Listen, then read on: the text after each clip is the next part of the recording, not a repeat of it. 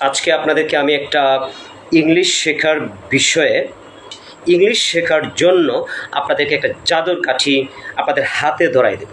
কোনো teacher is not আলাউদ্দিনের ছেঁড়া।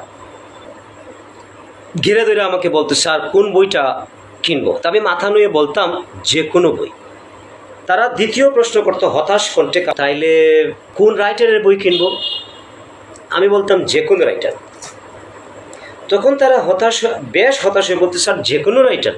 তখন আমি মাথাটা তুলে বলতাম, কেন, আপনার কি মনে হয় যিনি বইটা লিখছেন উনি গাধা? উনি ইংলিশ বুঝেন না, উনি ইংলিশ জানেন না, ইংলিশ পারেন না? উনি ইংলিশ জানেন, পারেন, বোঝেন বলেই ইংলিশ বইটা লিখছেন। সুতরাং কোনো রাইটারের ব্যাপারে কোনো সন্দেহ প্রকাশ করার দরকার নেই। আসলে স্টুডেন্টরা চায় যে তারা অগণিত বই কিনবে, অগণিত রাইটারের অগণিত বই কিনবে। এই ধারণাটা ভুল। মূল পয়েন্টে আসি। আমরা ইংলিশ শিখতে চাই, তাহলে একটা বই ইজ এনাফ। 100 থেকে 150 পৃষ্ঠার বই ইজ এনাফ।